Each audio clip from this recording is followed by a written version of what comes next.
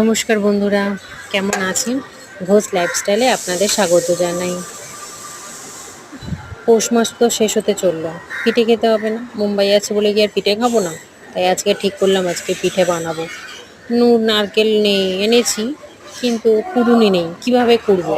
কোনো রকমে থেঁতে থুতে দিয়ে ছাই বানিয়ে ফেলেছি।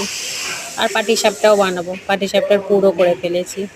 আর নারকেল পিঠে সুজি দিয়ে একটু আঁতাল করে নিয়েছি, নিয়ে নারকেলগুলোকে ভরে যথারীতি নারকেল পিঠে বানিয়ে ফেলেছি। এবার একটু দুধ দিয়ে ফুটিয়ে নেব। পরে পাটিসাপটার গোলাটাও গুলে ফেলেছি দুধ, সুজি আর ময়দা দিয়ে। আমার ননদ খুব ভালো পাটিসাপটা বানায়, খুব সুন্দর লাগে। বাড়ির মতো অত ভালো হয়নি, তবে যা হয়েছে। মামার থেকে কানা মামা অনেক ভালো, তাই না? একটু তবু টেস্ট করে দেখা গেল। পৌষ মাস শেষ হতে চললো, আর একটু পিঠে না খেলে হয় বলুন তো? যতই মুম্বাই থাকি না কেন, তাই ঠিক করলাম আজকে পিঠে করেই ফেললাম। কেমন হয়েছে ভিডিওটা জানাবেন। আপনারা কে কে পিঠে খেয়েছেন সেটাও জানাবেন আমাকে। আজকের মতো টাটা।